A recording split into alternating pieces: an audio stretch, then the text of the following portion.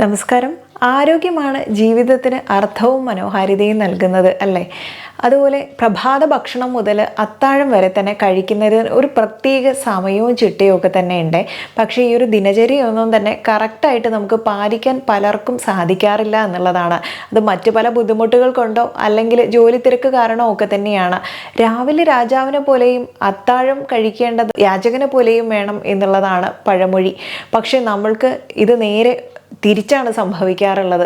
തിരക്കിനിടയിൽ പ്രഭാത ഭക്ഷണമായാലും ഊണ് കഴിക്കാനായാലും ഒക്കെ തന്നെ നമ്മൾ അല്പം പുറകിലോട്ടാണ്. പക്ഷേ എന്നാലോ ഈ വിശപ്പെല്ലാം തന്നെ തീർക്കുന്നത് രാത്രി സമയങ്ങളിലാണ്. അതും ഏറെ വൈകിട്ടുള്ള അത്താഴമാണ് ഈ സമയത്ത് ഏവർക്കും തന്നെ പ്രിയപ്പെട്ടതായിട്ടുള്ളത്.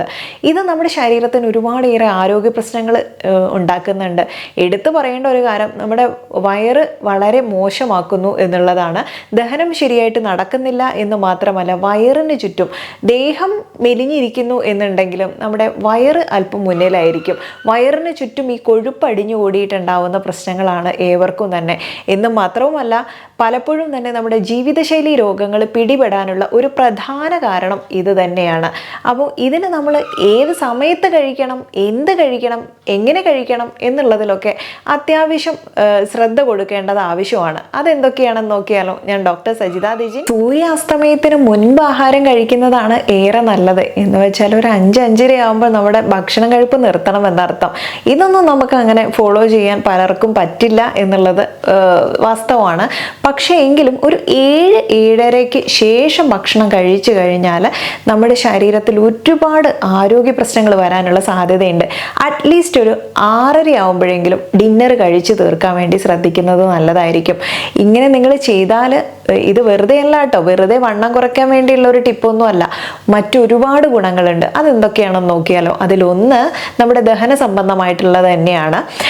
മികച്ചൊരു ദഹനത്തിന് സഹായിക്കുന്നുണ്ട്. വയറുവേദന, ഗ്യാസ്, അസ്വസ്ഥത എന്നിവ കുറയ്ക്കാം. അതുപോലെ കീഴ്വായു ശല്യം ഇല്ലാതാക്കാനും പോഷകങ്ങൾ നന്നായിട്ട് ആഗിരണം ചെയ്യാനും ഉറക്കത്തിൽ ദഹന സംബന്ധമായ അസ്വസ്ഥതകൾ തടയാനും സഹായിക്കും. രണ്ടാമത്തേത്, ഉറക്കത്തിന് മുൻപ് അത്താഴം ദഹിപ്പിക്കാൻ ശരീരത്തിന് മതിയായ സമയം നൽകുന്നത് ഭക്ഷണത്തിൽ നിന്ന് ആവശ്യമായിട്ടുള്ള പോഷകങ്ങളുടെ ആഗിരണം വർദ്ധിപ്പിക്കുന്നുണ്ട്. 3, നേരത്തെ അത്താഴം കഴിക്കുന്നത് കുടൽ ബാക്ടീരിയകളുടെ വളർച്ചയെ പ്രോത്സാഹിപ്പിക്കുകയും ദഹനനാളത്തിൽ ഭക്ഷണം കൂടുതൽ നേരം നിലനിൽക്കുമ്പോഴുണ്ടാകുന്ന ഡിസ്ബയോസിസ് പോലുള്ള ദഹന സംബന്ധമായ തകരാറുകൾ കുറയ്ക്കുകയും ചെയ്യുന്നതുകൊണ്ട് ആരോഗ്യകരമായിട്ടുള്ള കുടലിനെ പിന്തുണയ്ക്കാൻ വളരെ നല്ലൊരു ഓപ്ഷനാണ്.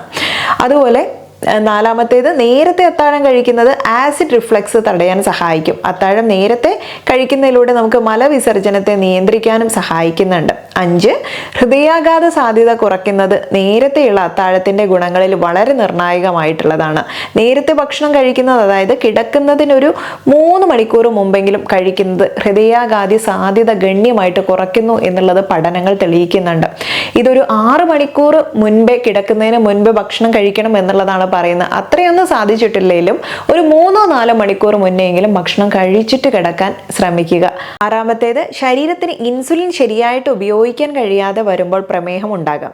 അതുകൊണ്ട് തന്നെ ഉറങ്ങുന്നതിനൊരു 2-3 മണിക്കൂർ മുമ്പ് ഭക്ഷണം കഴിക്കുമ്പോൾ ഭക്ഷണം ഗ്ലൂക്കോസ് ആയി മാറ്റുന്നതിലൂടെ ശരീരം ഇൻസുലിൻ ശരിയായിട്ട് ഉപയോഗിക്കുന്നുണ്ട്. അതുകൊണ്ട് തന്നെ ശരിയായ ഇൻസുലിൻ്റെ അളവ് നിലനിർത്തുന്നതിലൂടെ നമുക്ക് പ്രമേഹ സാധ്യത കുറയ്ക്കാൻ സഹായിക്കും. ഇനി അത്താഴം ഒരു 6-7 ഇടയിൽ കഴിക്കുമ്പോൾ കലോറി ഉപഭോഗം ഗണ്യമായിട്ട് കുറയ്ക്കുമെന്നും തെളിയിക്കുന്നുണ്ട് കേട്ടോ. അമിതമായി ഭക്ഷണം നമ്മൾ കിടക്കുന്നതിന് മുൻപ് കഴിക്കുകയാണെങ്കിൽ ഉറക്ക സമയത്തിന് തൊട്ട് മുൻപ് ഭക്ഷണം കഴിക്കുകയൊക്കെ ചെയ്താൽ നെഞ്ചിരിച്ചിലെയും അതുപോലെ ദഹനത്തിൻ്റെയോ ഒക്കെ അപകട സാധ്യത വർദ്ധിപ്പിക്കുന്നുണ്ട്. അത് ഉറങ്ങാൻ നമുക്ക് ബുദ്ധിമുട്ടുണ്ടാക്കും. ഇത് ശരീരം വിശ്രമാവസ്ഥയിൽ എത്തുന്നതിനെ തടയുകയാണ് ചെയ്യുന്നത്. അതുകൊണ്ട് തന്നെ ശരീരത്തിന് ഇതൊക്കെ ദഹിപ്പിക്കാനുള്ള ഒരു ആയാസം കൂടും. രാവിലെ മുതൽ വൈകുന്നേരം വരെ നമ്മൾ ഒരേ ഓട്ടം തന്നെയാണ്. അതിനിടയിൽ നമ്മുടെ ശരീരത്തിന് മൊത്തത്തിൽ ഒന്ന് റെസ്റ്റ് എടുക്കാൻ സമയമാണ് രാത്രി ഉറങ്ങുന്ന സമയം. ഇതും നമ്മൾ ഇതുപോലെയുള്ള ബുദ്ധിമുട്ടുകൾ ബോഡിക്ക് കൊടുത്തു കഴിഞ്ഞാൽ ശരീരത്തിനൊട്ടും വിശ്രമമില്ലാതെ വന്നാലുള്ള അവസ്ഥ നിങ്ങൾക്ക് ചിന്തിക്കാവുന്നതേ ഉള്ളൂ. അതുകൊണ്ട് തന്നെ ഉറക്കം പലർക്കും ശരിയാവാറില്ല എന്നുള്ളതാണ്. അതൊക്കെ നമ്മുടെ ഈ ഒരു ദഹനവുമായി ബന്ധപ്പെട്ട് കിടക്കുന്നു. അപ്പോൾ അതുകൊണ്ട് തന്നെ നേരത്തെ ഭക്ഷണം കഴിക്കുക, കഴിക്കുന്ന ആഹാരം എന്ത് കഴിക്കണം എന്നുള്ളതിലും ശ്രദ്ധിക്കേണ്ടതുണ്ട് കേട്ടോ. അത് ഒന്ന് ചെയ്യാൻ പാടില്ലാത്ത കാര്യങ്ങൾ ആദ്യം പറയാം. അതിൽ നമുക്ക് അധികമായിട്ട് മധുരം അടങ്ങിയിട്ടുള്ള കാര്യങ്ങൾ, മധുര പാനീയങ്ങൾ ഒഴിവാക്കുന്നതും ജ്യൂസിൽ ഷുഗർ ചേർത്തിട്ട് കഴിക്കുന്ന കാര്യങ്ങൾ ഒഴിവാക്കുന്നതും, ഇതൊന്നും നമുക്ക് അത്താഴത്തിന് ആവശ്യമില്ല. അതുപോലെ തന്നെ ഒരുപാടധികം എണ്ണയിൽ പൊരിച്ചെടുത്ത ആഹാരങ്ങൾ, ചിപ്സ് പോലുള്ള ബേക്കറി ഐറ്റംസ് ഒക്കെ തന്നെ രാത്രി തീർത്തും ഒഴിവാക്കുക തന്നെ വേണം. ഇനി നിങ്ങൾക്ക് കഴിക്കണമെന്നുണ്ടെങ്കിൽ അല്ലാത്ത സമയങ്ങളിൽ, രാവിലെ മുതൽ ഉച്ച വരെയുള്ള സമയങ്ങളിൽ അല്പമൊക്കെ ആവാം എന്നുള്ളതേ ഉള്ളൂ. ഇനി അതുപോലെ ഫാസ്റ്റ് ഫുഡുകൾ, ഇതൊക്കെ തന്നെ. അതുപോലെ ഐസ്ക്രീം, നമുക്കറിയാം എന്തൊരു ഫംഗ്ഷൻ വന്നാലും അതിൻ്റെ ലാസ്റ്റ് ചെന്നെത്തുന്നത് ഐസ്ക്രീമിലാണല്ലേ. അപ്പോൾ ഇതൊക്കെ തന്നെ കഴിവതും എല്ലാവരും സമയവും സൗകര്യവും ഒക്കെ നോക്കി രാത്രിയാണ് ഇത്തരം ഡിന്നർ പാർട്ടികളെല്ലാം ഒരുക്കാറുള്ളത്. അതിലൊക്കെ നിങ്ങൾ ശ്രദ്ധിക്കേണ്ട ഒരു കാര്യമാണ്, നമുക്ക് മുൻപിൽ ഒരുപാടേറെ ചോയ്സ് വരുന്ന സമയത്ത് ഒഴിവാക്കാൻ പറ്റാത്തൊരവസ്ഥയിൽ കഴിച്ചു തുടങ്ങും, പിന്നെ അത് നിർത്താൻ സാധിക്കില്ല. അപ്പോൾ ഇങ്ങനെയുള്ള അവസ്ഥകളൊക്കെ വരുമ്പോഴാണ് ഈ അമിതവണ്ണവും പൊണ്ണത്തടി മാത്രമല്ല കുടവയറും മറ്റുള്ള ആരോഗ്യ പ്രശ്നങ്ങളും വരുന്നത്. അപ്പോൾ ഇതൊന്ന് നോട്ട് ചെയ്തേക്കണേ. അതുപോലെ ഹെവി ആയിട്ടുള്ള മീൽസ്, ചോക്ലേറ്റ് തുടങ്ങിയിട്ടുള്ളവയൊക്കെ തന്നെ ഒഴിവാക്കണം. നമ്മൾ രാത്രി ഡിന്നറിൽ ഇതൊന്നും കുട്ടികൾക്കും മുതിർന്നവർക്കും ഒന്നും നല്ലതല്ല.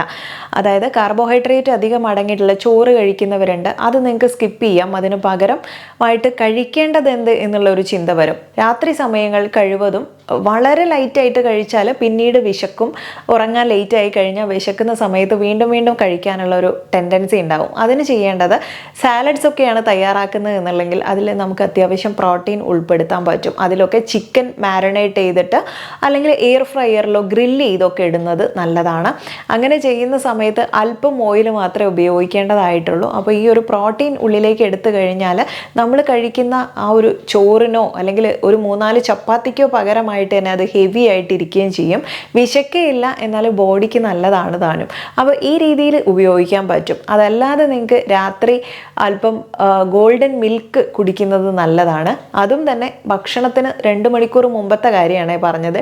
ഡ്രിങ്ക് ആയാലും അല്ലെങ്കിൽ ഫുഡായാലും, ഫുഡ് കഴിക്കുന്ന സമയത്ത് പലരും ഓട്സ് ഒക്കെ കഴിക്കാറുണ്ട്. ഓട്സ് ഒക്കെ പെട്ടെന്ന് ദഹിച്ചു പോകും എന്നുള്ളത് കൊണ്ട് ഓട്സ് തന്നെ കുറുക്കി കഴിക്കുന്നതിന് പകരം ഓട്സിൻ്റെ ഉപ്മാ പോലെ ഉണ്ടാക്കുന്നതോ അല്ലെങ്കിൽ പുട്ടായിട്ട് ആവി കയറ്റി എടുക്കുന്നതോ, അതിൻ്റെ പലവിധ നമ്മുടെ യുക്തിക്കനുസരിച്ച് നല്ല ഡെലീഷ്യസ് ആയിട്ടും അതുപോലെ ഗുണകരമായിട്ടുള്ള രീതിയിലും ആരോഗ്യപരമായ രീതിയിൽ തയ്യാറാക്കി ഉപയോഗിക്കാൻ പറ്റും. ദോശയായിട്ടും ഒക്കെ തന്നെ നിങ്ങൾക്ക് ഉപയോഗിക്കാൻ പറ്റും. മുഴുവനായിട്ടുള്ള ഫ്രൂട്ട്സ് കഴിക്കുന്നത് കൊണ്ട് തെറ്റൊന്നുമില്ല. അത് കഴിക്കുന്ന സമയത്ത് സിട്രസ് ഫ്രൂട്ട്സ് ഒഴിവാക്കുന്നതാണ് നല്ലത്. അത് നിങ്ങൾക്ക് അസിഡിറ്റി, നെഞ്ചരിച്ചിൽ, പൊളിച്ച് തികട്ടൽ തുടങ്ങിയിട്ടുള്ള പ്രശ്നങ്ങൾ ഉണ്ടാക്കാൻ സാധ്യതയുള്ളത് കൊണ്ട് തന്നെ. നെക്സ്റ്റ് നല്ലൊരു ഓപ്ഷനാണ് ഒരു കൈപ്പിടി മുഴുവനായിട്ടുള്ള നട്ട്സ് കഴിക്കുന്നത്. ഇതൊക്കെ തന്നെ നമ്മുടെ ശരീരത്തിനും ദഹിപ്പിക്കാനും എളുപ്പമാണ്. അതുപോലെ തന്നെ വയറ് ഫില്ലായതുപോലെ തോന്നുകയും ചെയ്യും. ഇതുപോലുള്ള ആരോഗ്യ പ്രശ്നങ്ങളൊന്നും വരാതിരിക്കാൻ ഈ പറഞ്ഞിട്ടുള്ള ഭക്ഷണ രീതി സഹായിക്കും. മറക്കരുത്, പ്രഭാത ഭക്ഷണം രാജാവിനെ പോലെയും അത്താഴം യാചകനെ പോലെയും എന്നുള്ളത് ഒന്ന് ഓർത്ത് വയ്ക്കൂ കേട്ടോ. ഇതൊരു പഴമൊഴിയായിട്ട് തന്നെ കണക്കാക്കേണ്ട, ഇതിൽ പല അർത്ഥങ്ങളും ഒളിഞ്ഞിരിപ്പുണ്ട്. ഈ രീതിയിൽ തന്നെ ഫോളോ ചെയ്ത് കഴിഞ്ഞാൽ നിങ്ങൾക്ക് മറ്റൊരു കാര്യത്തിൻ്റെയും ആവശ്യമില്ല. മരുന്നിനെ ഡിപ്പെൻഡ് ചെയ്യുന്ന പല കാര്യങ്ങളും നിങ്ങൾക്ക് ഈ ഒരൊറ്റ ഡയറ്റിലൂടെ മാറ്റിയെടുക്കാൻ വേണ്ടി പറ്റും.